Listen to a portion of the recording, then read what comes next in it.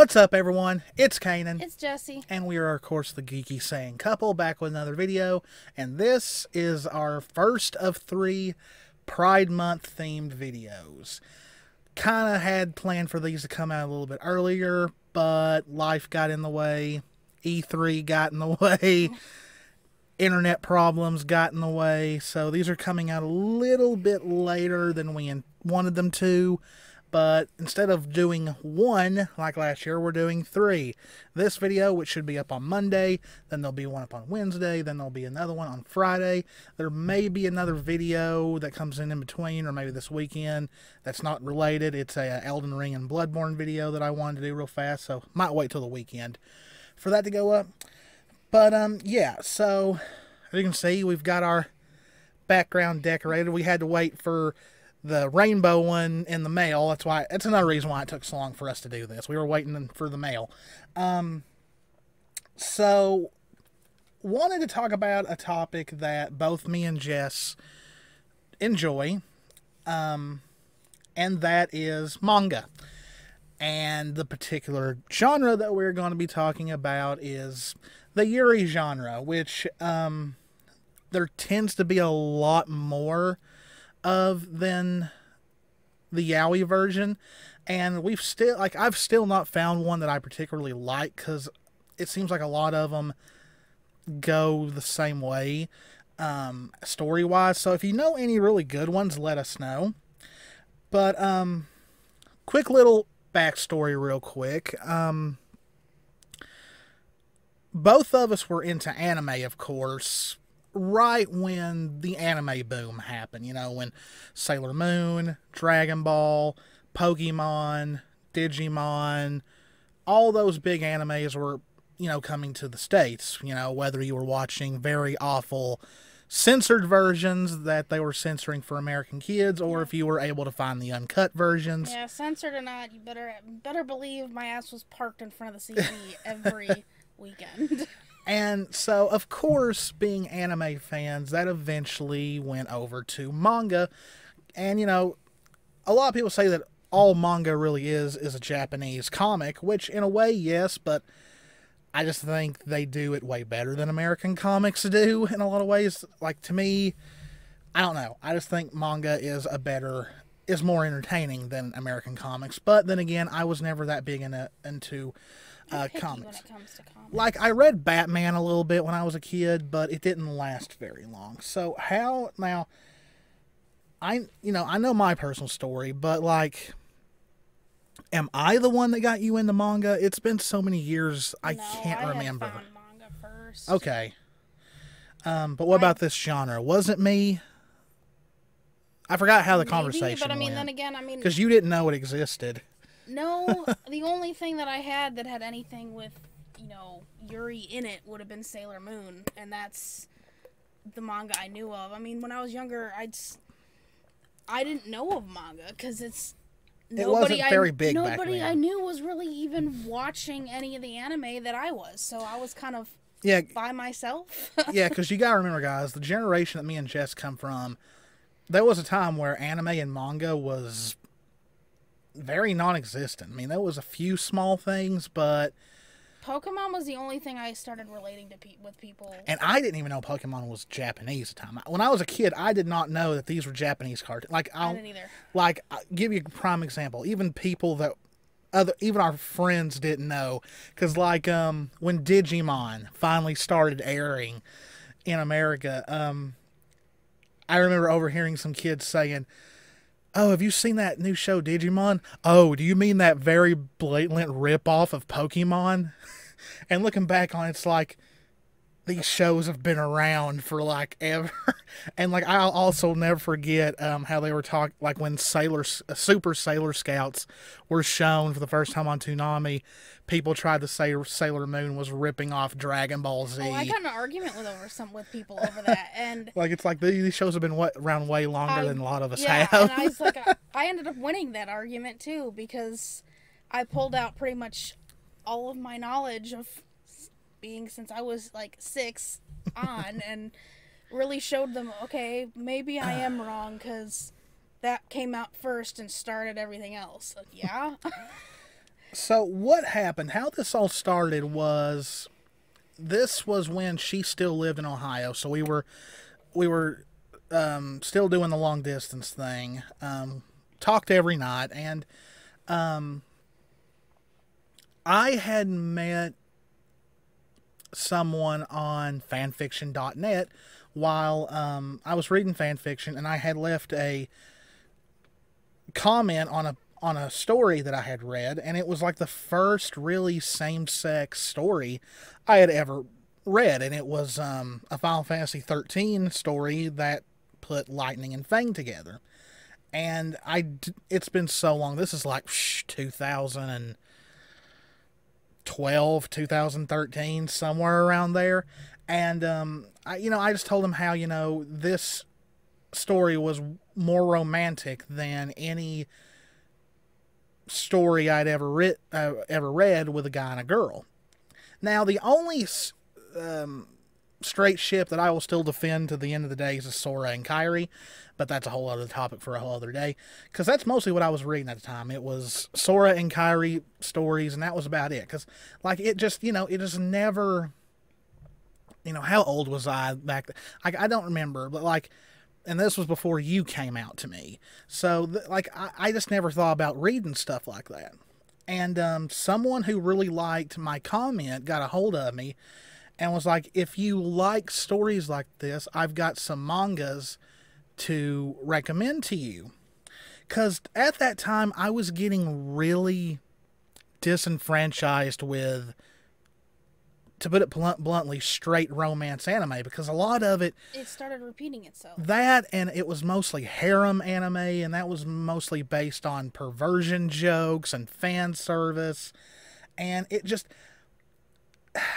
I'm a romantic. You're gonna, like, she'll attest this. I love a good romance story. That's why I still defend Bumblebee to the ends of the earth. I just think it's a really good, well-written, well-paced romance.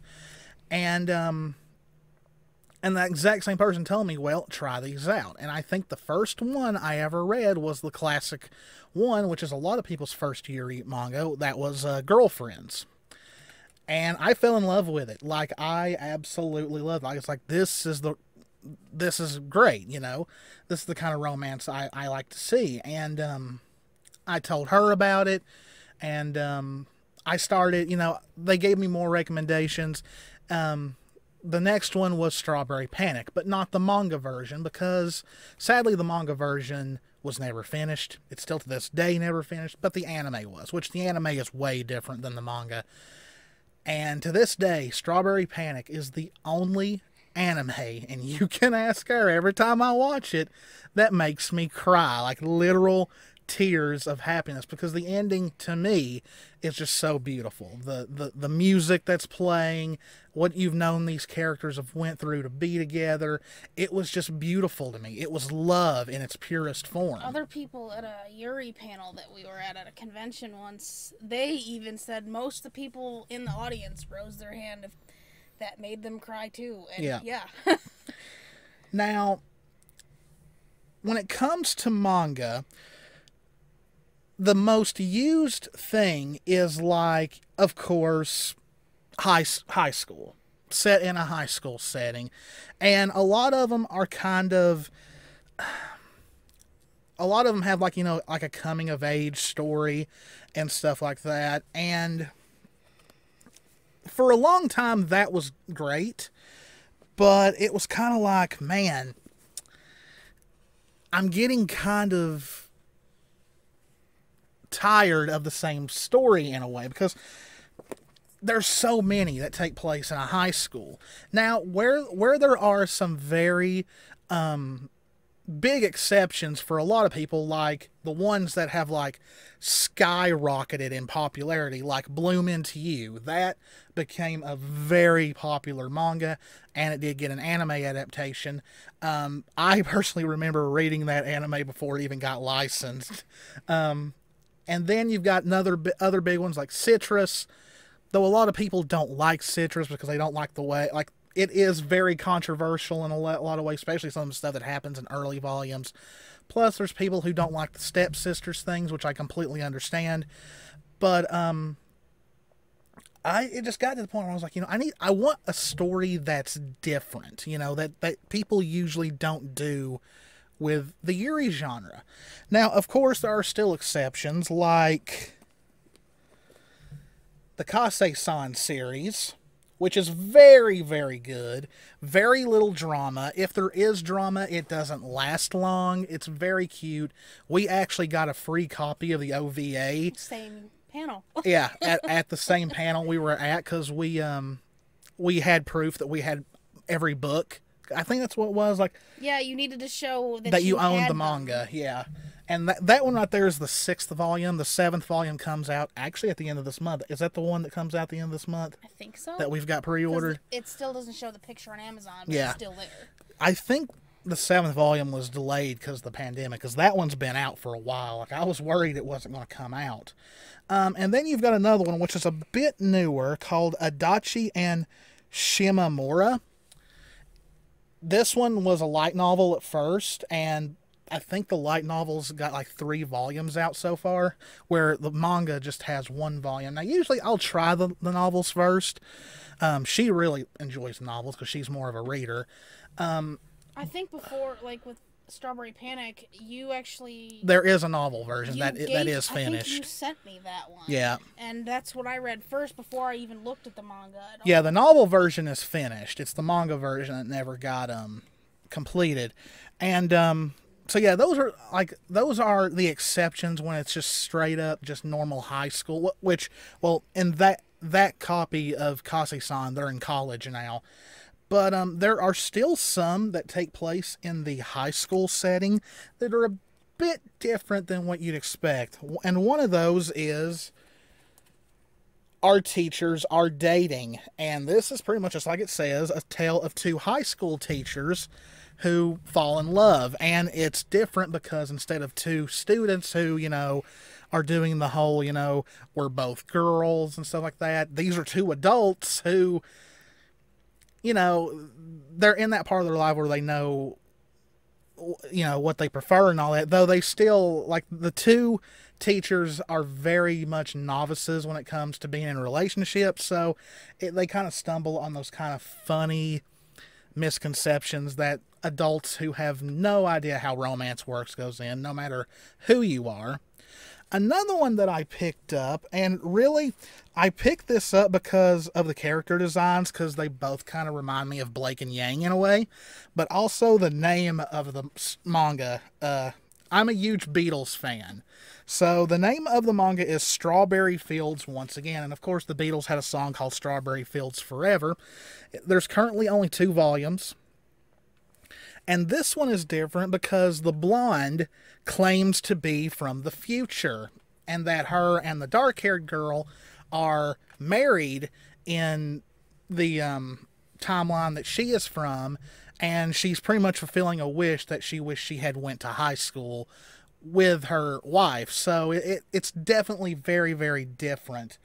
I remember when there was a time when actually finding manga in English, like Yuri manga was hard to find. Oh yeah, it was like now you had like when I first got into it, all the ones that I found I had to buy off Amazon and all that. Like Books A Million or any other bookstore around here did not carry them.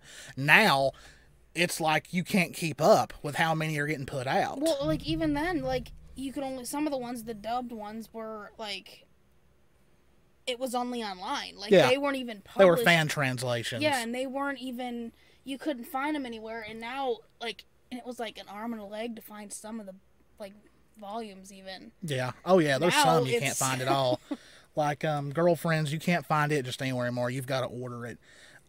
Really wish that had gotten an anime. But this next one, I actually remember reading this off Dynasty Scans. I never finished it, so that's why I picked it up. And I didn't even know this was getting an English release, and that is Frag Time. Now, this one's good because it's the whole entire manga. It's no Volume 1, Volume 2 thing. This one, once again, is, you know, your standard high school story, but one of the girls can freeze time for 3 minutes each day, and her and the other girl meet because, well, the other girl, for some reason, is immune to the power, and she caught the other one looking up her skirt. So yeah. So the last one that is still that takes place in a high school, but it's just a little bit different because of the subject matter, is Whisper Me a Love Song. And Volume 3 just came out. I just bought this yesterday, actually. So, and this one is different because it has a lot of focus on music. Because the taller girl plays guitar and she ends up joining a band and all that. And that's just different because, like, it spoke to me because I love music. You can ask her. Like, I'll listen to a song and I'll hear different things that no other person hears. Like, when I listen to one of my favorite bands, Genesis, I'll listen to it and she'll listen to the same thing and I'll be like, man, just listen to the keyboard here. And like, for me, I pick out the drums. Yeah, well, I love the drums too, because Phil Collins, no matter what anyone says about Phil Collins, he is a great drummer. But like, I'll just hear so many different things. I've always been told I've got an ear for music. And just like, I don't know, I just see music a bit different than most people. And that was do. another conversation we had when we met, because I grew up through music with my dad. My dad can play practically anything. Yeah. So the next one that takes place kind of like in normal everyday life has a very interesting title. It's Donuts Under a Crescent Moon. And I remember first reading this online on Dynasty Scans before it got a licensed release. It's pretty much about two office workers, so two adults, and one of them has a very bad self-image of themselves. Like, their self-esteem is not very high, while the other one is, quiet. The other office workers are kind of scared of her because she's so serious. And then the two bond literally while eating donuts under one night after work. And it's only at one volume so far, so not much has happened yet. I also like that the one girl kind of reminds me of Naoto from Persona 4. So that's another reason it drawn to me, because Naoto is my favorite character from Persona 4. So now the ones we're getting into are ones that are definitely out of the ordinary, that are completely like different. First one, and I will recommend this one to anyone that likes funny romances, and if you like superheroes. It's called Super Women in Love, Honey Trap and Rapid Rabbit. Pretty much, one's a superhero, the other one's a villainess. The villainess beats the hero, she unmasks her, she falls in love with her at first sight, refuses to kill her, gets kicked out of the villain group, so joins forces with her. And it's pure comedy right now, so I don't know if it'll get into like serious romance later, but it's a really funny read. It's really entertaining, but it's just so funny. She's like, I want to see your face before you die, and then once she does, she like automatically just loses all of her composure. She's like, oh crap, she's my type. The next one is a very dark story, but it drew me in because of vampires and just, like, I don't mind reading more gory stories because I'm a horror fan. I don't mind it at all. And that is called Scarlet. It's only 2 volumes long. And it's like, if you don't like blood, if you don't like a lot of blood and stuff like that, I wouldn't read it. But yeah, like, I like vampires. I like werewolves. I like all that stuff. So that's what I was like, a Yuri story with vampire. I think they've done vampires before, but I'm not sure. So this next one, I have both the light novels and the first volume of the manga, because they've only done volume 1 of the manga so far. And that is called Roll Over and Die. And the rest of the, I will fight for an ordinary life with my love and cursed sword. This one, once again, if you do not like heavy blood, gore, all that, I wouldn't, like, every review I've almost read about this pretty much says it's a Yuri version of Berserker. pretty much. I don't know if there's any Lovecraftian stuff in it, but if there is, I hope there is, though, because I'm a Lovecraft fan. So yeah, right now there's only 1 volume for the manga version. There's 3 for the novel. Very, very good so far. I've not read it all yet. I don't know where the love story is definitely going to go, and at first glance it doesn't look like a Yuri, but it is. So that is definitely a good pickup to, as long as you don't worry about blood and all that. And then this next to last one, I stumbled upon the manga version online, because the manga version has not been licensed yet, but the light novel version has been, and volume 1 is currently out. Volume 2 comes out in July, and that is The Executioner and Her Way of Life. Thus, she is reborn. Now, this one struck me because it kind of goes with a genre that not many use the Yuri genre for, and that's kind of the action adventure, it's got a lot of action in it, kind of like, not really like a shonen anime or manga, but close. Like, it's something that they usually don't use this genre for. But pretty much the overall plot is, it's kind of an isekai, which is when a character, say from our reality, gets sucked into a video game or an alternate world or something like that. Pretty much, people come from Japan, like literally Japan, and they're called strays in this world. And strays, apparently, the longer they stay in the world, cataclysms happen. They're literally being blamed for causing destruction to the planet, and so there's these people called executioners who work for a church that kill them, that, get them alone and kill them. So there is a bit of violence in this one. It's definitely pitting the girl that the story is named after, who's the executioner, and a stray, a female stray, who has pretty much the power to resurrect herself, because the executioner did succeed in killing her, and she just came back to life, right? Like, almost like someone used a Phoenix Down from Final Fantasy on her. Now, this last one, so far, has risen in popularity. Only the light novel is in English right now as a recording of this video, but the first volume of the manga comes out toward the end of July, and volume 3 is about to come out in July as well. And that is I Am in Love with the Villainess. I've got both 1 and 2 here. I've read them both all the way through. So this is another isekai. Pretty much, Rei, the main character, was an office worker. It's hinted that she did die. And next thing you know, she wakes up in her favorite Otome game, which is called Revolution. And instead of being interested in the 3 princes, she wants to win the heart of the antagonist of the game, which is a aristocrat named Claire.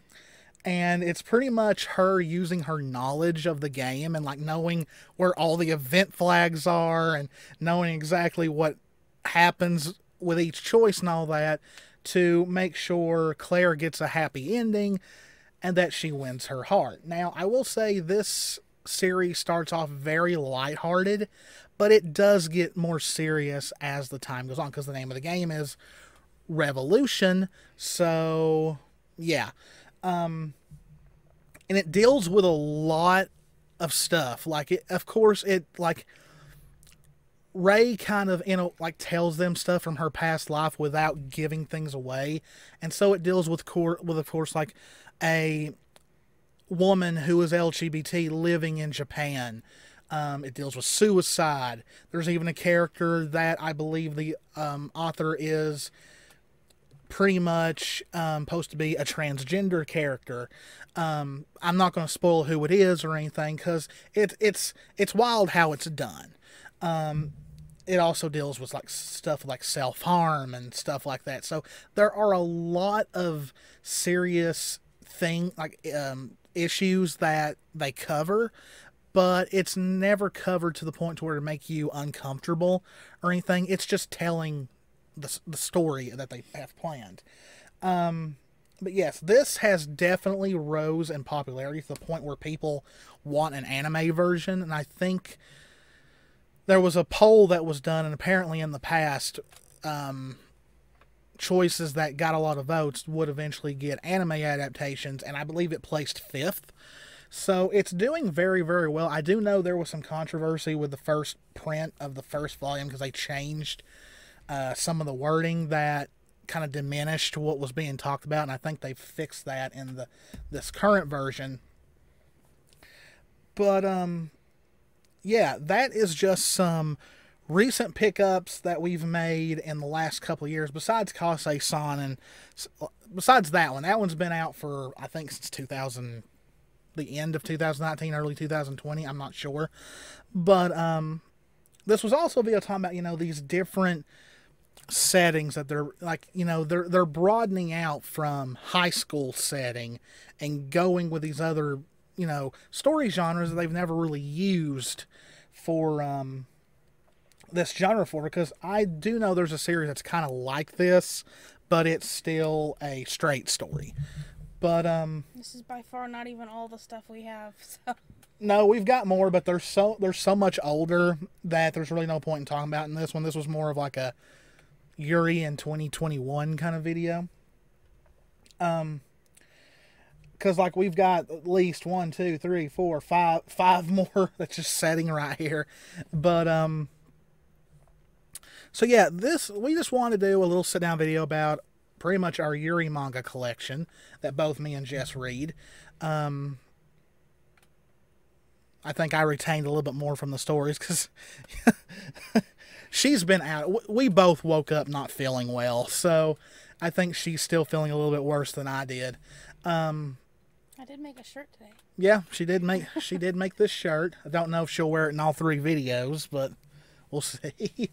But hope you guys enjoyed it. Just us rambling about our favorite Yuri mangas. If you did, please hit the subscribe button, hit the notification bell, click that like button, leave us a comment. Let us know what your favorites are. As always, guys, this is Kanan. This is Jessie. We love you all very, very much. Stay safe out there. Take care of yourselves, and we'll see you in the next one. Bye. Bye.